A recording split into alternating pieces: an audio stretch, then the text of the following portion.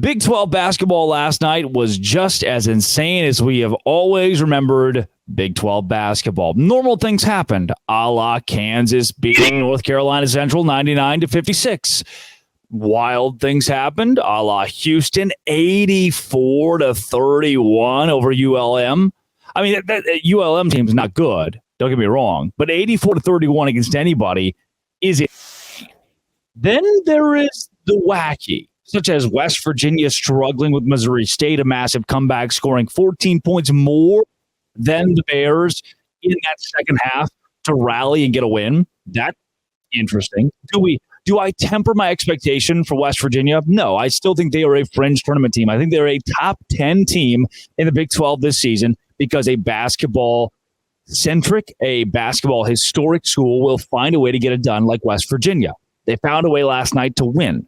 One of my favorite quotes from a coach that I heard earlier this week, actually, is a high school football coach whose team has been giving up 30 points per game, 35 points per game this season, but his offense scores 45 points per game. I said, Coach, how are you going to win in the postseason? He said, we'll win every single game by 1 point. And West Virginia might be that team this season. They say, you know what? We'll win every single game by 1 point. That's still a win. Then Iowa State or Green Bay, 85-44. UCF surprisingly blowing out FIU and taking a little gas off, 85-62 there in the second half. Oklahoma over Central Michigan. Texas over Incarnate Word. BYU, very impressive, 110 points, 110-63 over Houston Christian. TCU, 108 points, 108-75 over Southern. Cincinnati struggled in a win over UIC in the second half, namely offensively struggled in the second half, 69-58.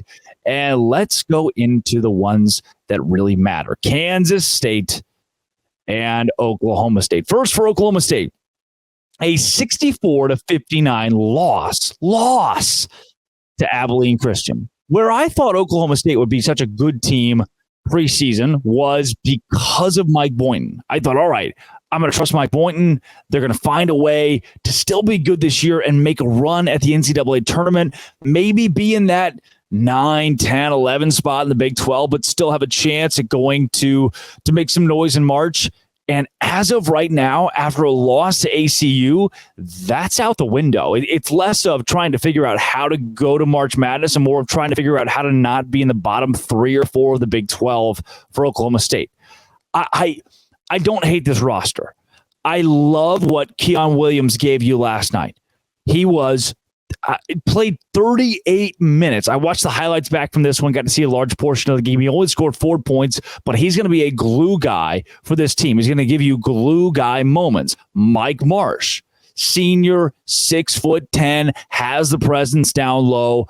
Rebounding standpoint from Mike Marsh, I'm going to need that, right? 9 rebounds, but a little bit more because the rest of the team couldn't rebound.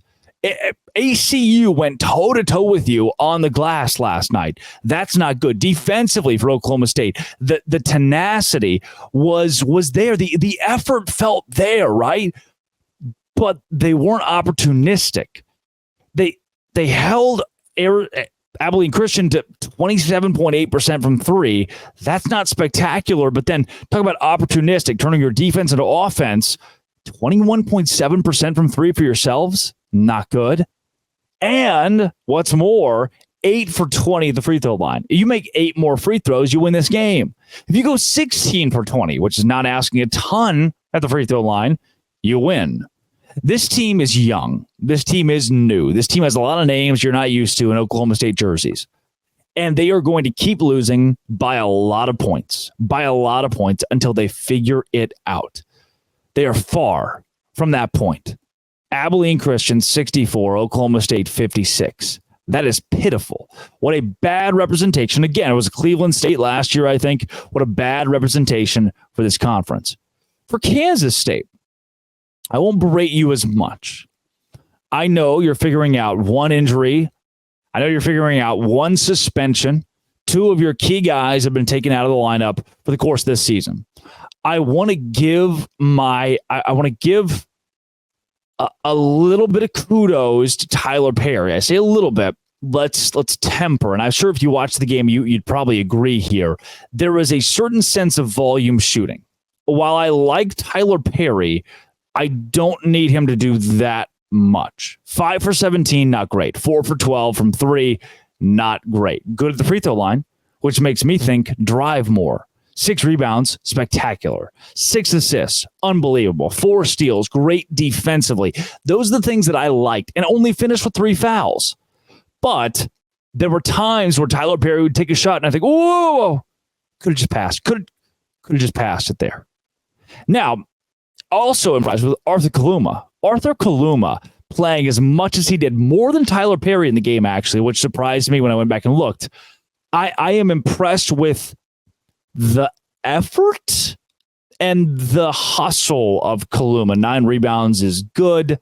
A steal. I know the turnovers were a bit of an issue for him. There were times where you're looking at Kaluma thinking, what is he doing out there? Is he okay? Probably. That's what looking back in the highlights, like, oh God, please. I get to watch a majority of the first half of this game. Volume shooting for Tyler Perry also applies to Kaluma to an extent where you think, oh, is that a good take? Sure, just make it. Please just put it in the basket, right? Use your big frame, big-ish, 6'7" for college basketball and put it in. Doesn't always do that. I was surprised to see he finished 1 for 11. Didn't get to see the full second half, but 1 for 11, over 5 from 3. Can we let's get him inside a little bit here? Use the free throw line. 6 points, not great, but 36 minutes of play. I was impressed with the effort that he gave. First game of the season, he's going to come into his own. I'm going to give him time. And the bench, you played 6 guys from the bench. So 11 players total.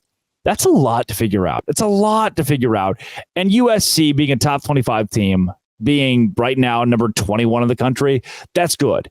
Kansas State, you're going to need to get everybody healthy, and get everybody off the suspension list, and that would be great.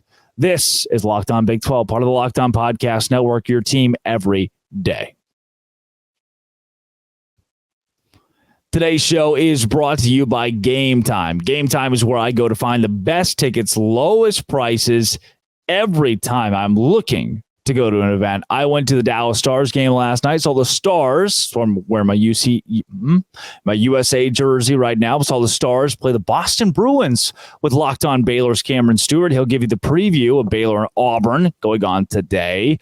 And in doing that, I bought my tickets from Game Time. Last minute tickets from Game Time with a zone deal that got me in the effectively front row, a couple rows up. Game Time's the place to go right now. Download the Game Time app. Get $20 off your first purchase with code Locked On. Use code Locked On, $20 off. And look, if the tickets are $20, the ones you're buying are $20. You use code Locked On and get free tickets. Yeah. That's exactly what happens at Game Time right now. Download the app, the Game Time app. Get last-minute tickets, the lowest prices. That is guaranteed. Download the Game Time app when you are going to an event, sporting event, concert, even a comedy show at Game Time. Download the app today. All right, let's close up shop here. Baylor and Auburn tonight. Yeah, how fun is that? College basketball, Big 12 basketball marches through. Again, I'm impressed with a couple of these teams. I'm impressed with parts of what Kansas State has. Not very impressed with Oklahoma State. Super enamored with Houston's defense. LJ Cryer, my man. The Baylor transfer coming out for Houston, only dropping 9 points. Surprising. But hey, I know your bench played a lot down the stretch. For West Virginia, fighting back to get a win. Big learning moment. Look at UCF blowing out FIU unexpectedly. Iowa State almost doubling up Green Bay. I like what this conference has going on. BYU scoring 110 points, 56-18 at halftime. I had to double take against Houston Christian. Uh-oh. What if we got a deep league this year? What if we got another deep league? I'd love that. All 14 teams competing. UCF, what can you give me? Oklahoma State, what can you give me? I'll tell you what I can give you. A good podcast every day. Hopefully good. This has been, it always will be. Come back tomorrow. We'll talk more football, basketball, and everything else Big 12. Locked On. Thank you for making it your first listen every single day. Dose Grande.